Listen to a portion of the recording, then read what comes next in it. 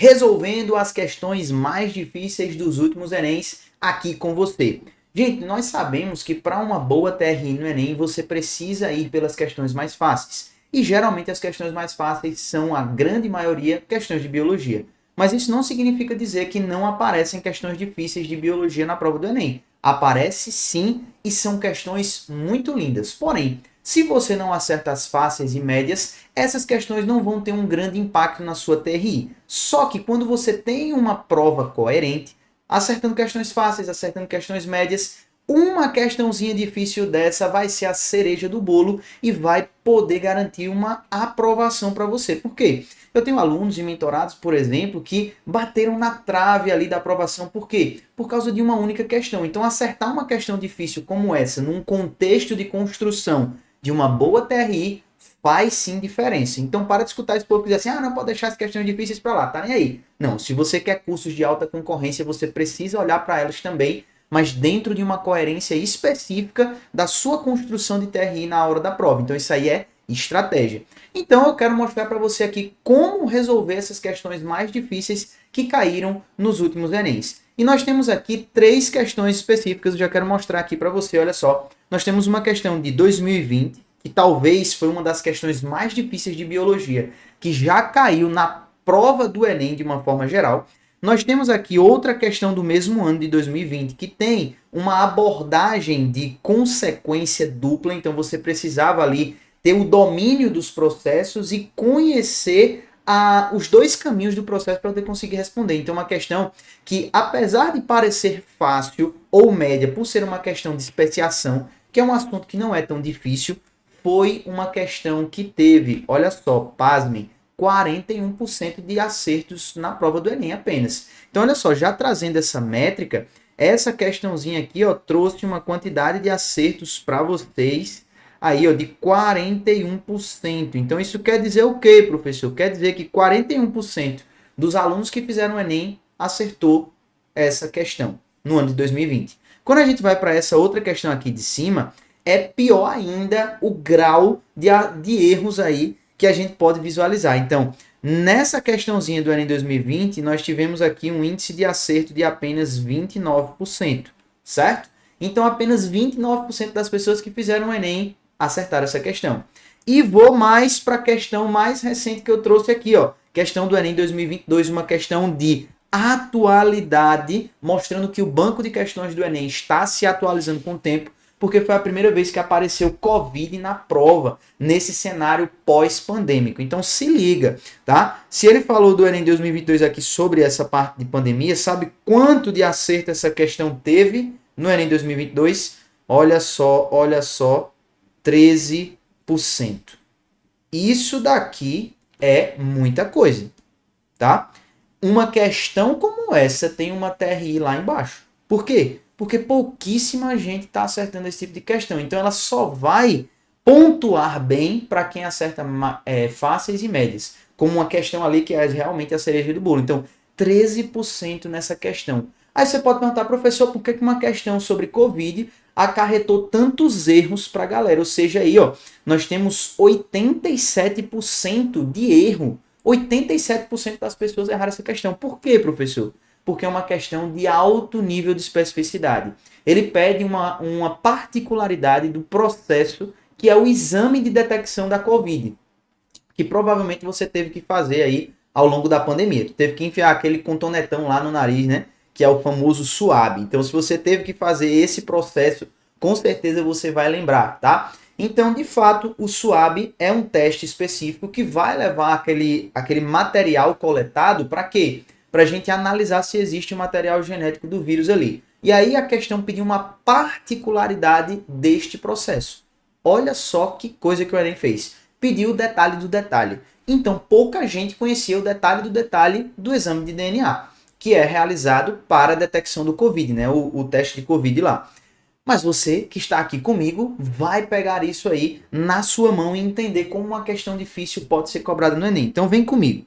Eu quero resolver aqui meio que na ordem, de 2020 para 2022. Então não vou começar pela questão 1, eu vou começar pela questão número 3. Essa questãozinha número 3, olha só, ela é uma questão que está diretamente relacionada aqui, vou deixar maior para você visualizar, certo? É uma questão que está relacionada com a parte de especiação, como eu falei. Por essa figura você já consegue identificar muito bem. Por quê? É uma figura muito clássica que a gente tem nos livros de evolução, que vai trazer uma determinada população A, que foi separada aqui ó, por uma barreira geográfica, e acumulou ao longo do tempo modificações específicas entre essas populações. Então, tornando-se aqui uma população C específica, e a outra se tornou aqui algo ainda parecido com a população A. Só que quando essa barreira geográfica ela foi extinta, essas espécies voltaram a coexistir.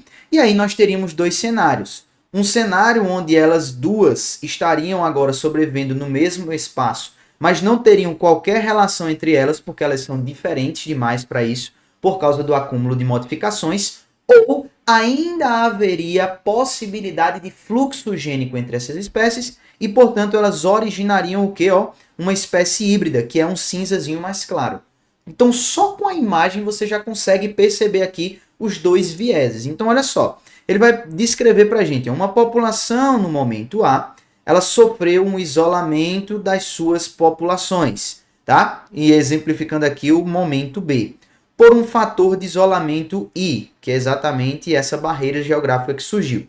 Passando um tempo, essas subpopulações apresentaram características fenotípicas e genotípicas que as distinguem. Então ele está mostrando aqui que uma ficou cinza e outra permaneceu branca. Beleza? Então essa daqui permaneceu cinza, essa daqui se transformou em cinza e a outra permaneceu branca. Então olha só, no momento C, tá? Elas já apresentam características diferentes. Beleza. O posterior desaparecimento do fator I, então I sumiu aqui, ó, né? I desapareceu aqui nesse momento, certo? De isolamento I pode levar no momento D, então olha só, no momento D, a situações como D1 e D2. Então essas espécies voltariam a coexistir. O texto descreveu tudo que a gente já tinha observado a nível de imagem, tá? Então essa imagem sustenta de fato o texto da questão e te dá um caráter mais visual para você conseguir identificar. O grande ponto é, essa população foi separada em duas subpopulações que acumularam diferenças entre si ao longo do tempo. A gente visualiza isso pela diferença de cor. Uma ficou cinza, a outra ficou branca. Só que com o tempo essa barreira ela foi derrubada e essas espécies, portanto, voltariam a coexistir. Dois cenários nesse momento de coexistência, que é o momento D, podem acontecer. O cenário delas estarem coexistindo e ainda poderem se reproduzir, evidenciando que elas não tiveram um isolamento reprodutivo, ou seja, elas ainda podem ser consideradas da mesma espécie. Então, neste sentido, o que é que acontece? Elas ainda mantêm fluxo gênico, ainda tem reprodução viável entre elas. Momento D2. Mas quando eu vou para D1, eu observo que elas coexistem no mesmo ambiente, mas não há mais relação entre elas. Elas não se reproduzem. O que é cinza fica cinza, o que é branco fica branco. Elas sofreram um isolamento reprodutivo. Então, ainda que habitem o mesmo ambiente, elas não conseguem ter uma reprodução mais entre si. Então, esses são os dois cenários que a imagem nos traz. Com base nisso, a gente chega aqui na resposta da questão para a gente visualizar o que de fato está correto. Olha só, ele vai perguntar o seguinte: a representação indica que no momento D, na situação, então ele vai descrever as situações D1 e D2 e vai pedir para você dizer o que é que está correto, somente isso. Então, olha só, em DU ocorre um novo fator de isolamento geográfico. Não tem ninguém sendo isolado geograficamente lá em D1. O que está acontecendo é que elas estão no mesmo espaço, mas elas não têm mais relação entre si. Quem é cinza fica cinza e quem é branco fica branco, cada um mais próximo ali da sua população. Então, nós não estamos vendo um novo fator de isolamento. O ambiente é o mesmo, não esquece disso. Segunda alternativa, letra B. D1 existe uma única população distribuída em gradiente. Não, nós temos duas populações, a população dos cinzas e a população dos brancos. Então não tem nada a ver com uma única população distribuída em gradiente. A gente nem está vendo um gradiente de distribuição ali. Elas estão ali sedimentadas num canto e em outro, tá? Então não tem espaço para essa alternativa. Letra C. D1 ocorrem duas populações separadas por isolamento reprodutivo. Aí ele falou e disse. Então, lá em D1, eu tenho duas populações que estão separadas por isolamento reprodutivo. Perfeitamente perfeito. Por que não D e não E, professor? Na letra D ele vai dizer que em D2 coexistem duas populações com características fenotípicas distintas. E a gente viu que todo mundo fica cinza claro. Então houve hibridização. Não houve ali duas populações distintas. Elas se mesclaram e se tornaram uma população só consistente. Tá? Então não tem duas populações mais coexistindo.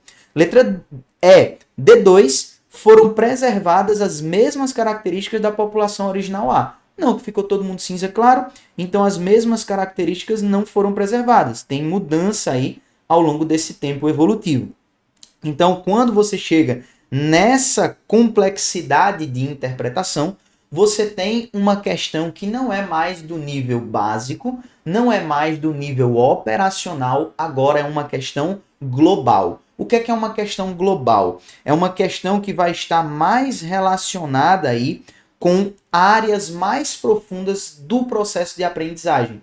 Então, na cascata da aprendizagem, a gente tem como os primeiros pilares ali a parte de memorização, de identificação, mas essa parte de abstração, de interpretação e explicação de um processo complexo vai para um nível de aprendizado que é mais superior. Então, eu preciso puxar a memorização, eu preciso identificar, eu preciso, compreender para depois abstrair e depois explicar. Então, como eu tenho uma questão que tem muitos passos para sua resolução, ela só pode ser classificada como uma questão difícil.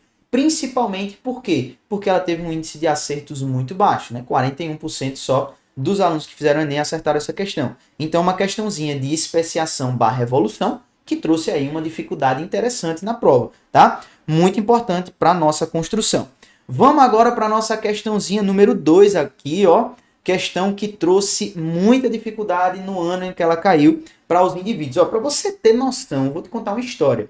Nesse ano aí, eu estava finalizando o meu curso de biologia. E aí, o que aconteceu? Tinha umas matérias para pagar ali por causa da pandemia, E uma delas era genética. E o nome desse assunto é genética de populações. Falando aqui sobre equilíbrio de Hardy-Weinberg. Só que eu já estava dando aula para o Enem há muito tempo, Então eu tenho mais de 9 anos de sala de aula, então dou aula desde o início da graduação, beleza? E aí o que acontece? Eu mandei essa questão para minha professora de genética para discutir com ela, a gente chegar numa resposta junto. Se a professora apareceu essa questão aqui de genética de populações, a gente tinha feito uma prova recentemente da disciplina dela de genética sobre genética de populações e ela falou assim: Lucas, essa questão do Enem tá mais difícil do que a questão que eu coloquei para vocês na nossa prova aqui do bimestre 2, tá? Então, olha só, galera. A gente tem uma questão do Enem que é mais difícil do que uma questão que a professora da graduação passou para os alunos de ciências biológicas. E aí ela resolveu junto comigo essa questão e ali eu consegui algumas dicas que vão ser importantes para você aqui na hora de resolver uma questão como essa. Então, qual é o grande quesito, tá certo? O grande quesito é a gente utilizar as equações que eles estão nos dando. Uma população que está em equilíbrio de Hardy-Weinberg é uma população que não tem os fatores evolutivos atuando sobre ela. Ou seja, os fatores de mutação, de seleção natural e de migração não interferem na frequência dos alelos. Essa frequência ela é estável. Então eu consigo mapear quantos por cento da população tem o genótipo, que é a configuração gênica recessiva, o izinho, ou qual a proporção da população que tem o genótipo com pelo menos um alelo dominante, um isão A ou um isão B. Então eu consigo mapear a genética dessa população por ela estar em equilíbrio. E para isso eu vou utilizar sempre essas equações que estão relacionadas com a parte de equilíbrio de Hardy-Weinberg. Geralmente ele explora dois alelos, então a gente usaria um produto notável que é P ao quadrado 2PQ mais R ao quadrado, certo? E usaria uma formulazinha de R, aqui de P mais R sendo igual a 1. Por quê? Como a gente está falando de frequência, frequência é porcentagem. Então eu tenho ali números decimais que a soma deles tem que dar 1, porque 1 é igual a 100%, tá? Basicamente isso. Só que como nessa alternativa, nessa questão, a gente está falando sobre um equilíbrio genético do sistema ABO, o sistema ABO ele tem 3 alelos. Vou dar um zoom aqui para você ver. Ele tem 3 alelos. Eu tenho o isão A, eu tenho o isão B, que codifica aí a proteína B do sangue, E o izinho, que é o responsável por ter aí o sangue O, tá bom? Então, como eu tenho 3 eu não posso usar somente essa equação, porque essa equação é para quem tem 2 alelos. Então, sabendo disso, a própria questão já te trouxe quais são as partes da equação que você vai utilizar. Agora você só precisa mapear as informações da questão para que você possa conseguir resolvê-la. Você vai ver que é uma questão difícil, principalmente porque ela tem muitos passos até você chegar na resposta. Olha só, ele vai perguntar o seguinte: uma população encontra-se em equilíbrio genético quanto ao sistema ABO, em que 25% dos indivíduos pertence ao grupo O, 16% pertence ao grupo A, homozigotos.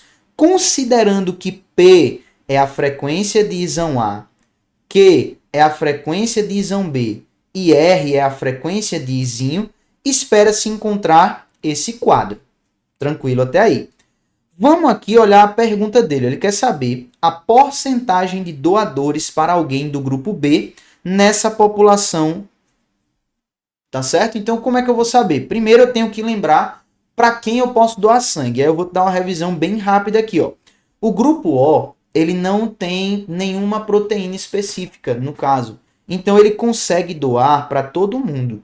Ele doa para A, ele doa para AB e ele doa para B, certo? O AB pode receber de todo mundo, porque como ele tem A e B, ainda que ele receba do sangue A ou do sangue B, ambos ele pode identificar como dele mesmo, já que ele tem os dois, tá certo? E o O, como ele não tem proteína nenhuma, se ele receber qualquer um dos outros que tenha proteína, ele vai atacar esse sangue como estranho. Então o O só pode receber dele mesmo, tá? O O é o doador universal, mas ele só recebe dele. O AB é o receptor universal, mas ele só pode doar para quem é AB. Por quê? Porque se ele doar para A, o A interpreta o B como estranho. Se ele doar para B, o B interpreta o A como estranho. Se ele doar para o O, aí ele interpreta tudo como estranho. Então não tem como ele ter ali esse processo de doação, tá? Então o O é o doador universal e o AB é o receptor universal. E ele quer saber com relação a quem? Com relação a alguém que tem o sangue do tipo B. O sangue do tipo B, ele pode receber de quem tem o sangue do tipo B, concorda? E pode receber de quem tem o sangue O. Então, tanto quem tem o grupo O quanto quem tem o grupo B vai poder doar o sangue para quem tem o sangue também B. Então, é compatível. Quais são os doadores compatíveis com alguém que tem o grupo B? Quem é O e quem é B também. Tranquilo? Logo aí, você já sabe quais equações você vai usar, porque ele só quer saber a frequência desses dois aqui, para que você dê a porcentagem correta. Então vamos lá. Ó. Como eu tenho um alelo a mais, eu vou fazer uma atualização nesta equação aqui. Ó. Eu tenho o P, que é a frequência de isão A, mais o Q, que é a frequência de isão B, e o R, que é a frequência de isinho. Tudo isso tem que dar 100%. Até aqui tudo bem. O que é que ele nos forneceu? Olha só, ele nos forneceu aqui a porcentagem que é a frequência de O e a porcentagem que é a frequência, peraí, marquei errado aqui, a frequência de A e a frequência de O, certo? Ele disse pra gente aqui, ó, que o O é R ao quadrado, certo? Então eu quero saber qual é a frequência de O. Veja só, preste atenção. Se O é R ao quadrado, e R ao quadrado é 25%, quer dizer que isso aqui é 0,25. Concorda? Eu vou até fazer o processo completo para você entender. Então, eu tenho aqui, ó, R é igual... R ao quadrado é igual a 0,25. Tranquilo? Então, vamos continuar aqui, ó. Esse R, portanto, que é a frequência do alelo, eu quero a frequência do izinho. Aqui eu tenho de izinho ao quadrado. Por quê? O genótipo de quem é O não é izinho, izinho, então é I vezes I. Então seria R vezes R, R ao quadrado. Então, olha só, é a raiz de 0,25. A raiz de 0,25 é ninguém mais, ninguém menos do que 0,5. Achei a frequência de quem? A frequência do O, beleza? Essa é a frequência do alelo izinho. E aqui, o 25 é a frequência de quem? De quem tem o genótipo O. Certo? Então, eu achei aqui a frequência do alelo e achei a frequência de quem tem o genótipo para aquele sangue. Por que eu preciso disso, professor? Porque eu estou trabalhando aqui, ó, eu quero encontrar a frequência de quem é B. Então, eu já tenho que o O é 0,5. Isso aqui tem que dar igual a 1. Ele me deu a frequência do Azão. O Azão é quem, ó? É P.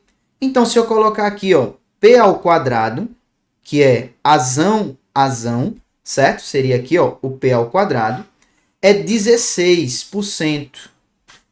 Então, P ao quadrado vai ser igual a 0,16, tá? O mesmo processo. Quando eu trago para cá, ó, isso aqui fica a raiz de 0,16. P, portanto, é igual a 0,4.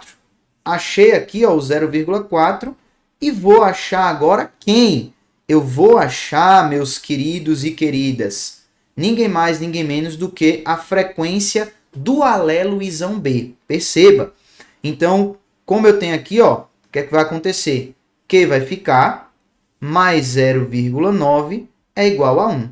Então, a frequência de Q é igual a 1 menos 0,9. Q é igual a 0,1.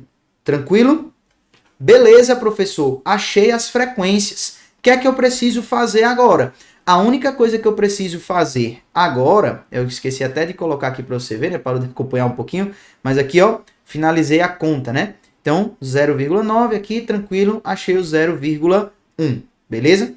Vamos lá. Agora que eu já achei que a frequência do R é 0,5 e eu achei que a frequência do Q é 0,1, eu posso usar as equações que ele me deu para que eu consiga achar quem são os doadores possíveis para o sangue do tipo B. Então, vou diminuir aqui, que você já pegou essa ideia, e vou trazer para cá as equações. Olha só.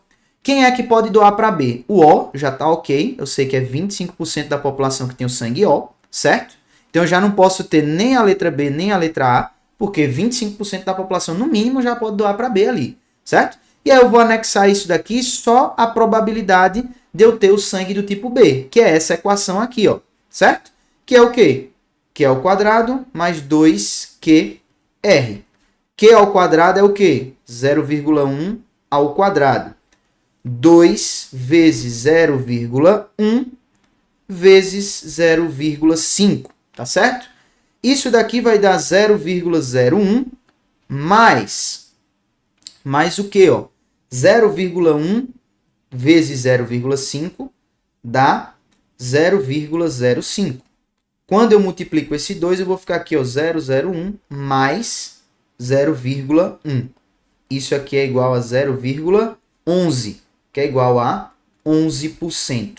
Então, 11% da população, com base nessa equação que a questão me deu, tem aí o sangue do tipo B, 11%, tá? Então, quando eu somo 11% mais 25% que eu já tinha, que a questão me forneceu, eu chego na resposta que é letra D. Beleza? Então, tira aqui a letra C e a letra E está fora. Galera, isso daqui é uma questão de matemática pura, tá? Então, aqui é mais matemática do que biologia. E, gente, essa questão poderia aparecer facilmente na prova de matemática como uma questão de produtos notáveis. Sim, é uma das questões mais difíceis que já caiu no Enem. Se você ficou com dúvida, volta um pouquinho o processo aí da nossa questão, vai acompanhando o que eu descobri e o que eu mostrei para você, o que é e o que não é, para a gente chegar nesses finalmente, certo? Então, realmente uma questão muito difícil. Nem a prova que eu fiz da professora de genética da faculdade, eu demorei tanto para fazer uma questão de equilíbrio como essa, tá? Porque a questão pediu muita informação de uma vez só. Pediu sistema ABO, pediu interpretação das fórmulas, pediu ali cálculos específicos e assim por diante. Então, é uma questão altamente difícil. Se você deixou em branco essa questão, chutou na doida, não vai ter qualquer diferença na sua TRI. Por quê? Uma questão extremamente difícil, tá? E até você vai perder até outras questões médias e menos difíceis de física e química que você consegue resolver, tá? Então, uma questão perfeitamente pulável. Então, lembra, uma das maiores fases que eu tenho para você é que a prova do Enem é uma prova para ser feita toda, é uma prova para ser lida toda e estrategicamente escolhida e acertada as questões que eu preciso acertar. Lembra sempre daquele exemplo de aluno que eu já te dei. Um aluno meu que acertou 32 em natureza e foi 6º lugar em medicina. Por quê? Porque a TR dele foi lá em cima. Ele acertou o que ele precisava acertar e gabaritou biologia. Esse é o meu processo com você, tá? A gente tá aqui nesse processo junto até o final para o seu 15 de 15. E se você quer fazer isso, que eu pegue na sua mão e te leve até acertar os 15 de 15, eu quero deixar aqui 15 dias de graça para você experimentar a plataforma da mentoria e ver como eu consigo ensinar isso para você dentro de uma plataforma online, de forma estratégica, direcionada e bem embasada para você não sofrer com esse tipo de questão no Enem. Tranquilo? Então, só apertar aqui no link, se cadastra, nem pede cartão de crédito, vai lá e aproveita esses 15 dias que eu estou deixando aí para você, beleza? Então, vamos lá. Primeira questão da nossa lista, que é a questão do Enem 2022. Apesar de não ser tão demorada e difícil quanto essa que acabamos de resolver, foi uma questão que só teve apenas 13% de acerto. Por quê? Por causa do nível de especificidade. Olha só, ele vai perguntar lá no comando, essa etapa deve ser realizada para. Então eu vou ter que saber qual é a etapa que ele está citando no texto. Então você já vai olhar cirurgicamente para qual etapa ele está falando.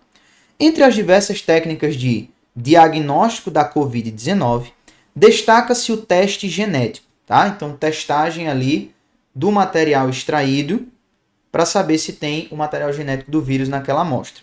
Considerando as diferentes variantes e cargas virais, um exemplo é o PCR, reação efetuada por uma enzima do tipo polimerase. Para quem não lembra lá da parte de biotecnologia, o que é que o PCR vai fazer? Ele vai pegar um fragmento de DNA e ele vai produzir várias cópias desse DNA, tá certo?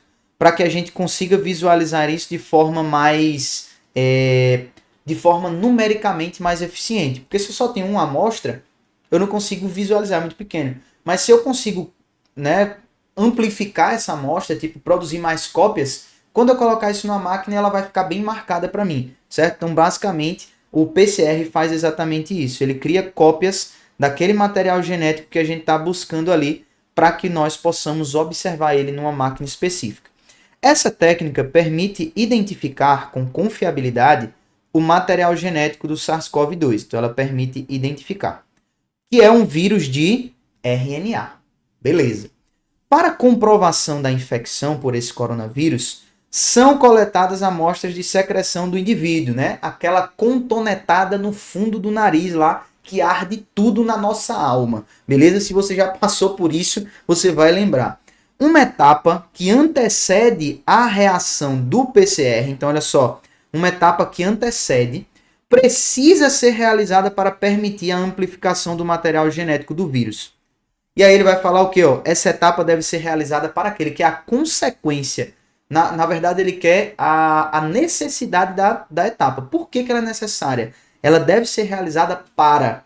Olha só, é muita especificidade. Por quê? Ele nem falou qual é essa etapa, ele nem te direcionou nem nada. Você teria que saber. Ou sabia ou não respondia essa questão. Então, olha só, ele está falando que precisa executar um PCR. Ele falou para você que o PCR ocorre a partir da utilização da enzima polimerase. Só que essa polimerase, ela trabalha com DNA. Ela monta cadeias, ela pega ali, forma um colar de pérolas apenas com bloquinhos de DNA, certo? Então ela não consegue trabalhar com o material genético do vírus, que é o RNA, certo? Então como é que eu vou fazer essa amplificação do material genético para detectar ele, se o material genético desse vírus não pode ser mexido ali pela enzima que eu estou utilizando? Então, a etapa anterior, essa etapa que antecede, é justamente a etapa do processo do exame do COVID. O nome do exame do COVID é qual? É o RT-PCR.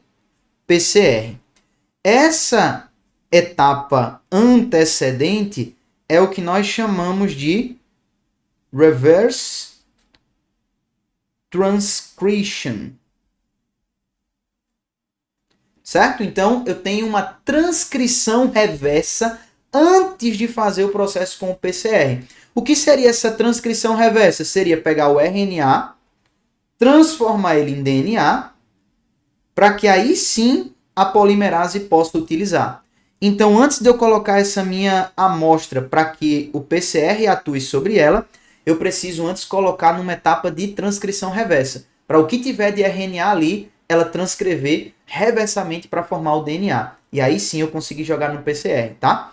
Então, só quem conhecia os pormenores e as particularidades do processo do exame teria condições de responder uma questão como essa. Então, agora você chega aqui nas alternativas e pode, de fato, né, responder essa pergunta. Então, vem comigo aqui, olha só. Letra A. Concentrar o RNA viral para otimizar não é para concentração. Identificar amostras nas amostras anticorpos, não. Isso daqui seria um teste sorológico, tá? O que ele está falando é do teste genético. Teste sorológico vai captar em você os anticorpos produzidos, para saber se você já teve a infecção, está com infecção ativa ou se está livre, tá? Esse é o teste sorológico, não é esse que ele está citando. Letra C, proliferar o vírus em culturas, aumentando a carga viral. Não é cultura bacteriana. O vírus não se reproduz em cultura, ele é um parasita intracelular obrigatório. Eu preciso ter células ali para que isso possa ser possível, tá? Então o exame não consiste numa cultura. Letra D, purificar ácidos nucleicos virais, facilitando a ação da enzima. Não trata-se de purificação, trata-se de uma obtenção de moléculas de DNA viral por meio de uma transcrição reversa. Aí falou e disse exatamente o processo que é executado na RT-PCR, que é o teste específico para a identificação da COVID. Meus queridos e minhas queridas, que tempo bom eu passei aqui com vocês, resolvendo as questões mais difíceis que já caíram no Enem. E veja que é possível, tá? 10 minutinhos ali para cada questão, mas são questões de nível alto. Esse tipo de questão você deixa por último na sua prova para garimpar se você tiver tempo, tá certo? Se não tiver tempo, não tem problema. Pode pular essa questão facilmente e ir direto para as questões médias e fáceis, porque vai garantir uma melhor TRI. Mas não é impossível de fazer essas questões difíceis. E outra coisa, tem questão difícil sim em biologia, tá? Não é só questão fácil, eu acabei de te mostrar. Espero que você tenha curtido esse vídeo. Eu fico por aqui, a gente se vê na próxima. Valeu!